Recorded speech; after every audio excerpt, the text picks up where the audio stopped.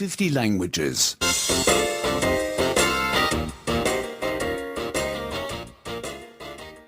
70.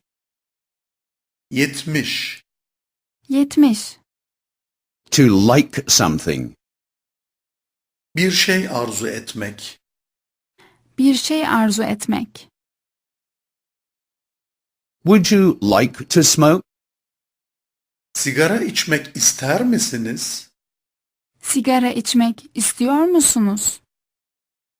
Would you like to dance?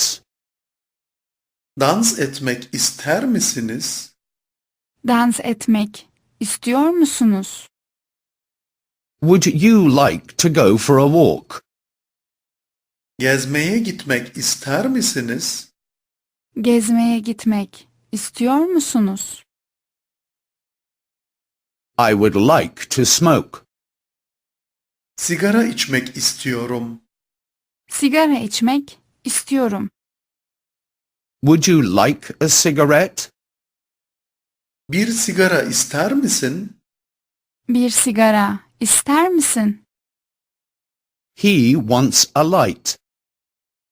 O ateş istiyor. O ateş istiyor. I want to drink something. Bir şey içmek istiyorum. Bir şey içmek istiyorum. I want to eat something. Bir şey yemek istiyorum. Bir şey yemek istiyorum. I want to relax a little. Biraz dinlenmek istiyorum. Biraz dinlenmek istiyorum. I want to ask you something. Size bir şey sormak istiyorum. Size bir şey sormak istiyorum. I want to ask you for something. Sizden bir şey rica etmek istiyorum. Sizden bir ricada bulunmak istiyorum. I want to treat you to something. Sizi bir şeye davet etmek istiyorum.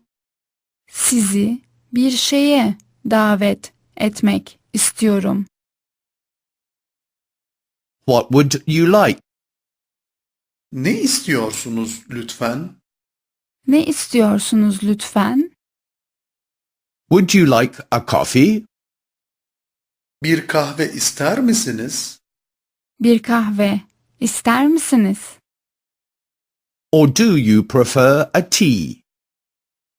Yoksa çayı mı tercih edersiniz? Yoksa çayı mı tercih edersiniz? We want to drive home.